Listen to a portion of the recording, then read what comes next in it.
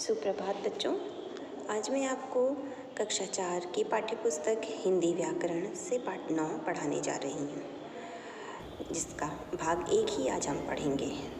इस भाग 1 में मैं आपको 3 शीर्षक के बारे में जानकारी दूंगी। तो पहला है पर्यायवाची शब्द, दूसरा विलोम शब्द और तीसरा अनेक शब्दों के लिए एक शब्द। हम अपने आगे के वीडियो में फिर पढ़ेंगे 3 और शीर्षक के बारे में। तो चलिए बच्चों शुरू करते हैं। सबसे पहले हम पढ़ेंगे शब्द भंडार, जो हमारा पाठ 9 है।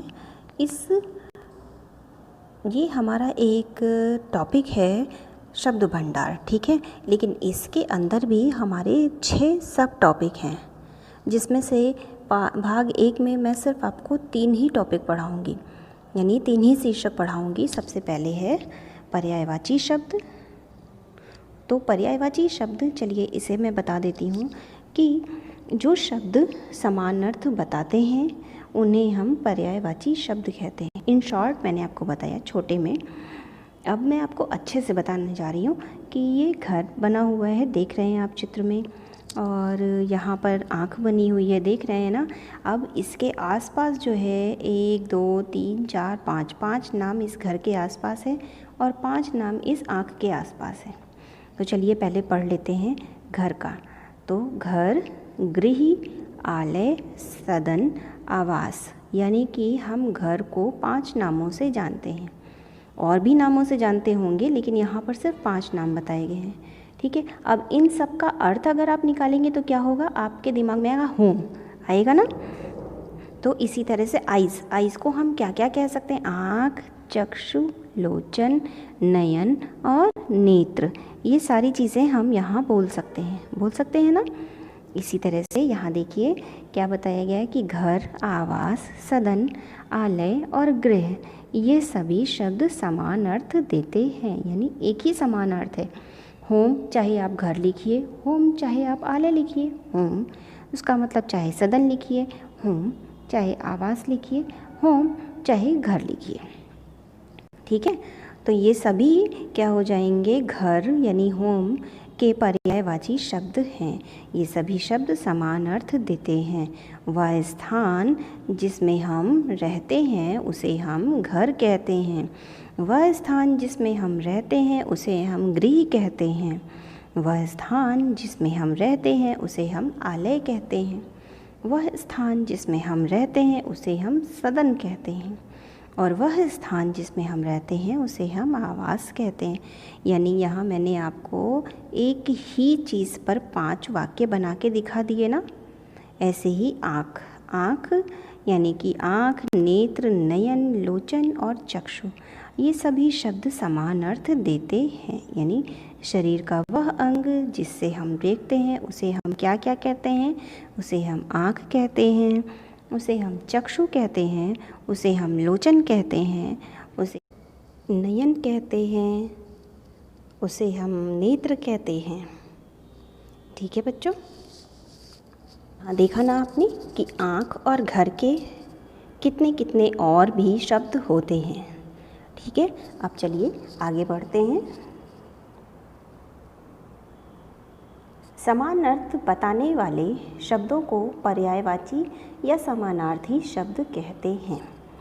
डिटेल में अभी मैं आपको ऊपर बता चुकी हूँ कि समान अर्थ यानी कि एक ही जैसा अर्थ बताने वाले शब्द क्या कहलाते हैं, पर्यायवाची शब्द या समानार्थी शब्द कहलाते हैं। अब चलिए हम कुछ और पर्यायवाची शब्दों को जान लेते हैं, ठीक है। अब यहाँ मैं आपको थोड़े ही पर्यायवाची शब्द बताऊंगी, बाकी आपको अपनी पुस्तक से बहुत ही अच्छे से याद करना है, ठीक है। तो शुरू करिए। माँ, मेरे साथ रिपीट करिएगा आप भी। माँ, माता, अम्बा, जननी, यानी कि माँ को हम माता, अम्बा और जननी इन नामों से भी जान सकते हैं। इसी तरह से पानी, जल, नीर, अम्बु, यानी कि पानी को हम जल, नीर और अम्बु के नाम से भी जानते हैं। इसी तरह फूल, पुष्प, सुमन, कुसुम, अब फूल को भी हम और नामों से भी जानते हैं। पेड़, वृक्ष, तरु, विटप, इसी तरह हवा, वायु, पवन, समीर। इसी तरह सूरज, सूर्य, भानु और दिनकर। ठीक है बच्चों, ये पर्यायवाची शब्द हैं। अगर आ जाता है माता का पर्यायवाची शब्द लिखिए, तो आप माँ लिख सकते हैं, अम्बा लिख सकते हैं और जननी लिख सकते हैं। और अगर आएगा कि जननी का पर्यायवाची शब्द लिखिए, तो आप माँ, माता और अम्बा लिख सकते हैं।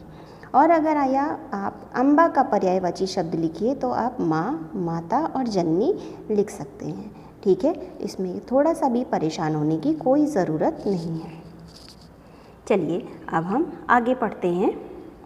आगे हमारा जो दूसरा टॉपिक है, यानी दूसरा शीर्षक, वो है विलोम शब्द। तो विलोम शब्द पढ़ने से पहले मैं आपको यहाँ पे बता दूँ, यहाँ देखिए 2 चित्र बने हुए हैं। एक बच्चा ऊपर चढ़ रहा है सीढ़ियों पर और दूसरी नीचे उतर रही है। इसी तरह से एक पुल बना हुआ है, एक पुल के ऊपर गाड़ी चल रही है, मेट्रो ट्रेन, और नीचे बैलगाड़ी चल रही है। ठीक है, तो चलिए इसे हम वाक्यों के द्वारा जानते हैं। सीढ़ियों से चढ़ना और उतरना सेहत के लिए अच्छा होता है, यानी कि सीढ़ियों से चढ़ना और उतरना। फिर मेट्रो तेज़ और बैलगाड़ी धीरे चलती है। अब यहाँ जो ये वाक्य रंगीन शब्द में लिखे हुए हैं, यानी कि रेड कलर से लिखे हैं, चढ़ना, उतरना और तेज़ और धीरे, ये क्या हो जाते हैं बच्चों? ये एक दूसरे का उल्टा अर्थ बताते हैं। चढ़ना का उतरना और तेज़ का धीरे, है ना, ये बता रहे हैं ना। तो यहाँ वाक्यों में आए रंगीन शब्द एक दूसरे से उल्टा अर्थ बता रहे हैं, यानी कि एक दूसरे का उल्टा अर्थ बताने वाले शब्दों को हम विपरीतार्थक शब्द या विलोम शब्द कहते हैं। ठीक है, एक दूसरे का विलोम यानी कि उल्टा। आ गया समझ में? चलिए अब हम इसको पर्यायवाची, ये जो विलोम शब्द है, इसकी परिभाषा के द्वारा जान लेते हैं। ठीक है, एक दूसरे से उल्टा अर्थ बताने वाले शब्दों को विलोम या विपरीतार्थक शब्द कहते हैं। यानी कि जैसे चढ़ना का उतरना, तेज़ का धीरे, सुख का दुख, उसी तरह से यहाँ पर कई और शब्द दिए जा रहे हैं जो हम अब इसमें पढ़ेंगे।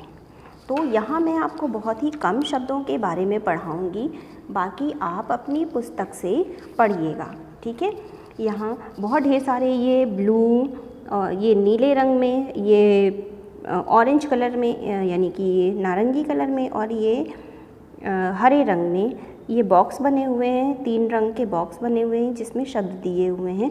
मैं इसमें से 2 ऊपर वाले पढ़ती हूँ, बाकी सब आप घर पर याद करिएगा। यहाँ देखिए कुछ और विलोम शब्द क्या हैं? सुख का दुख होता है, लाभ का हानि होता है, यानी मुझे आज बहुत लाभ मिला, तो फिर दूसरे दिन क्या होता है? आज तो बड़ी हानि हो गई। ठीक है, ऐसा होता है ना। जीत, यानी इंडिया और पाकिस्तान में पाकिस्तान की हार हुई और इंडिया की जीत हुई, तो ये एक दूसरे का उल्टा बता रहे हैं। इसी तरह से धूप और छाँव, ऐसे ही प्रेम का घृणा होता है और हित का अहित होता है। ठीक, मैंने आपको इन तीनों कलर के बॉक्स में से 2 शब्द बता दिए। अब ये बाकी शब्द आप घर पर अपने आप तैयार करिएगा। ठीक है बच्चों, तो आपको विपरीतार्थक शब्द और यानी कि विलोम शब्द और दूसरा पर्यायवाची शब्द, ये दोनों समझ में आ गया। अब हम चलते हैं हमारे तीसरे शीर्षक पर, जो है अनेक शब्दों के लिए एक शब्द। यानी कि हमारे पास इसे हम वाक्यांशों के लिए एक शब्द भी कहते हैं, यानी कि पूरा वाक्य होता है लेकिन हम उसे सिर्फ एक शब्द में कन्वर्ट कर देते हैं, यानी बदल देते हैं। ठीक है, तो शुरू करें। चलिए जल्दी से पढ़ते हैं। यहाँ एक बहुत ही सुंदर चित्र बना हुआ है। एक मगरमच्छ है और मछली है, पानी में दोनों तैर रहे हैं। अब यहाँ देखिए क्या लिखा हुआ है, मछली और मगरमच्छ जल में रहने वाले जीव हैं। मछली और मगरमच्छ जलचर हैं। जल में रहने वाले जीव यानी जलचर।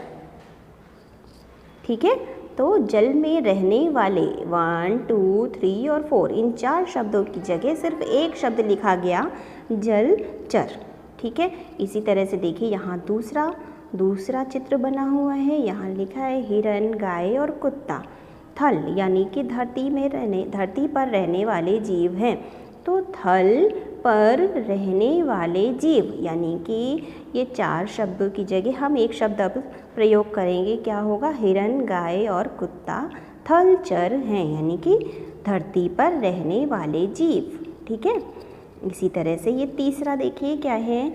कौवा, चील और मैना नभ यानी कि आकाश में उड़ने वाले पक्षी हैं। तो इस आकाश में उड़ने वाले पक्षी की जगह हमने क्या शब्द यूज़ किया? नभचर। कौवा, चील और मैना नभचर हैं यानी कि हम 4 शब्दों की जगह एक शब्द यूज़ कर रहे हैं। एक पूरे वाक्य की जगह हम एक शब्द यूज़ कर रहे हैं। ठीक है। ऐसे देखिए यहाँ लिखा है, भाषा को सहज और सुंदर बनाने के लिए अनेक शब्दों के स्थान पर एक शब्द का प्रयोग किया जाता है। इन्हें वाक्यांशों के लिए एक शब्द भी कहा जाता है। ठीक है। यानी कि हम क्या करते हैं? अनेक शब्दों के लिए एक शब्द हमारे लिए कैसे सहयोगी है? ये भाषा को सहज और सुंदर बना देता है। ठीक है। यानी कि भाषा जो हम बोलते हैं वो सुनने में अच्छी लगती है। अब अगर हम ये बोल दें कि मैं डॉक्टर को दिखाने जा रही हूँ, तो डॉक्टर की जगह ना डॉक्टर शब्द का प्रयोग ना करके मैं बोलूँ कि मैं बीमारों का इलाज करने वाले आदमी को दिखाने जा रही हूँ, तो आपको कैसा लगेगा? गंदा। तो इसी तरह से ये भाषा को सहज और सुंदर बना देते हैं। इन्हीं को हम वाक्यांशों के लिए एक शब्द या अनेक शब्दों के लिए एक शब्द कहते हैं। ठीक है बच्चों, यहाँ देखिए कुछ अनेक शब्दों के लिए एक शब्द है। मैं थोड़े ही पढ़ूँगी, बाकी आपको अपनी पुस्तक से याद करना है। जो जूते बनाते हैं उन्हें क्या कहते हैं? मोची। जो सोने चांदी के गहने बनाते हैं उन्हें कहते हैं सुनार। जो लकड़ियाँ काटते हैं उन्हें कहते हैं लकड़हारा। जो लोहे का सामान बनाते हैं उन्हें कहते हैं लोहार या लुहार। ये 2 तरह से हम लिख सकते हैं। जो चित्र बनाते हैं उन्हें हम चित्रकार कहते हैं। जो रोगियों का इलाज करते हैं डॉक्टर कहते हैं उन्हें, और जो रोगियों की सेवा करते हैं उन्हें नर्स कहते हैं। आशा करती हूँ आपको ये पाठ अच्छे से समझ में आ गया होगा। इस पाठ में हमने पर्यायवाची शब्द के बारे में पढ़ा, विलोम शब्द के बारे में पढ़ा और अनेक शब्दों के लिए एक शब्द के बारे में पढ़ा। आज के लिए बस इतना ही। मिलते हैं अगली कक्षा में। तब तक के लिए धन्यवाद।